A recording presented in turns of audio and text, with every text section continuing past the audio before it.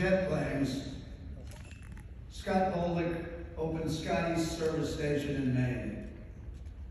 He soon became known by the auto dealers in the area as Mr. Vehicle Computer Fix-It Man because of his mechanical and electrical background.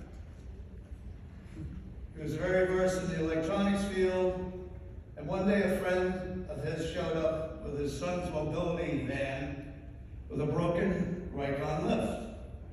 And he asked Scott if he could fix it. Well, Scott didn't know anything about Raycon lifts, but he called Raycon and he asked for help. He ended up attending the Raycon school and became a dealer. Well, while at the school, he met Charlie Scott and was introduced to the highest mobility tech van on the road at that time, the Scott van. After seeing this innovative vehicle, the wheels in his brain started to turn, and he thought, if you could fly a jet plane by wire, why couldn't you drive a vehicle by wire? In 1984, Scott opens Mobility Plus, his mobility van shop. And for the next 2 years, while building mobility vans and getting to know the suppliers in the industry, he and myself started a relationship.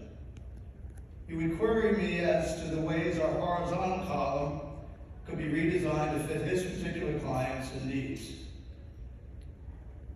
He ordered it so many times that we ended up calling it the Scotty column because of its uniqueness. All this time, he had 2 engineers, Rex Bradbury and Billy Sanborn, developing a touchpad system to replace the old school switch panels that we used to build by hand, hardwire, and had miles of harnesses running all throughout the truck, the vans, to the switches. Thus, Mobility Plus was born, and DriveMaster was one of the first dealers to use the new systems. It was brilliant, took hold, and went industry-wide, and it made a nice clean look for everybody's vehicle. In 1986, Scott founded EMC, which was the fly-by-wire driving system that Scott developed. At the time it was in beta testing, Scott invited myself and Kurt, who was my steering modifier, to Maine and see him drive the first Digivan. It was exciting for us, not ever doing anything like that, other than one time I did try to drive a Scott van. That was unique. But I knew at the time it was the way of the future. Scott eventually got a group of dealers to invest and build demo units to show around the country, talk to CDRSs, and use for training. At conferences, we had Team Digi, and we had T-shirts and hats, and we even had a Digimom, Becky Plank, who was one of the first inducted into the Hall of Fame. It was a fun time at conferences. Eventually, David became second generation and was conceived because of the upgrade to meet the changes in the vehicles. It is for these reasons and more, for his contribution to the industry, that I am pleased to induct Scott Bolduc into the NMEDA Hall of Fame. Issues at this time. Lauren Bolduc, his wife, will receive the presentation. Please come up to the stage, Lauren.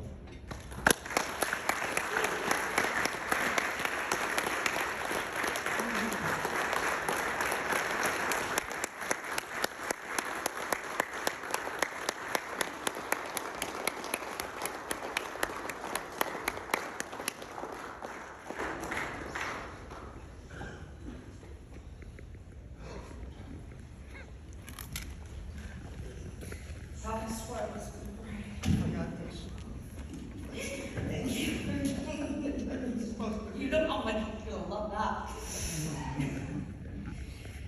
Oh, thank you, Pete. And thank you, everyone. Scott and I are both sorry he couldn't be here tonight. As many of you know, he was diagnosed with terminal brain cancer.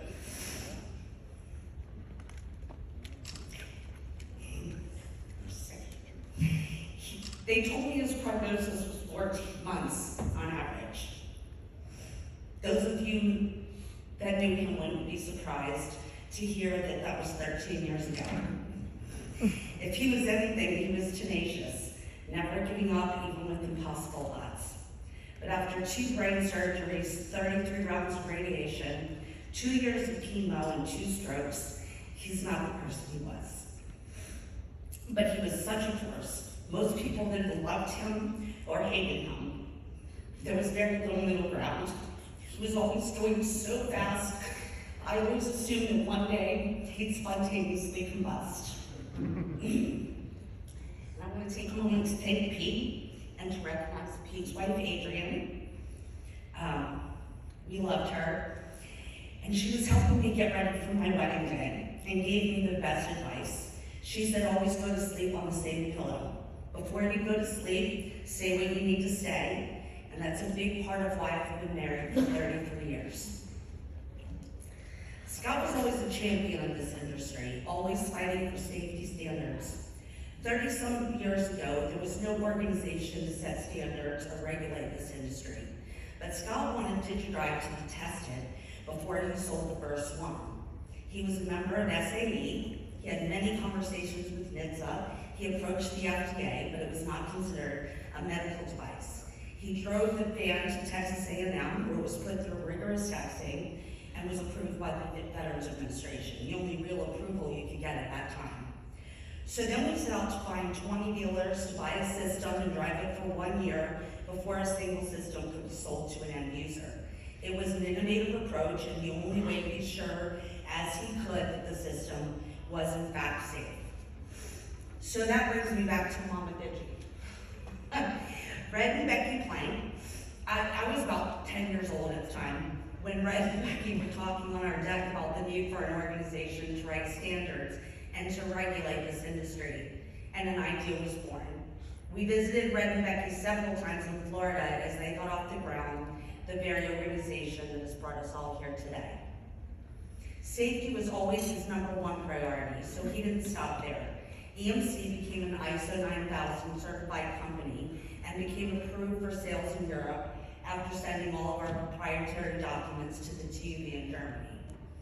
And we all knew how that ended. But our products were approved to be sold in Europe. Scott's next passion was innovation, always striving to create products that would fill a void so that more and more people could enjoy the freedom of driving that so many of us take for granted. It is one thing to improve upon or change a product that already exists. It is quite another to think outside the box and create something from nothing, which is what he did. Scott was a master at that. He got the first patent when he was 10 years old and sold it to Hewlett Packard for $100. He went on to receive 19 patents for products in this industry alone, many of which have been referenced by companies like Apple and Google. He was inducted into the Smithsonian Institute about 10 years ago. The Smithsonian Institute National Museum of American History states that Scott created one of the most significant adaptive mobility technologies of the 20th century. Scott's contributions to this industry are truly immeasurable. His revolutionary vision of freedom and mobility for everyone lives on at Electronic Mobility Controls. I stand before you today with a commitment to continue his legacy, to continue to be the leader in high-tech driving controls, to never sacrifice safety, and to be at the forefront of innovation. I'm so proud of what my husband has accomplished, and I can't thank you enough for the recognition.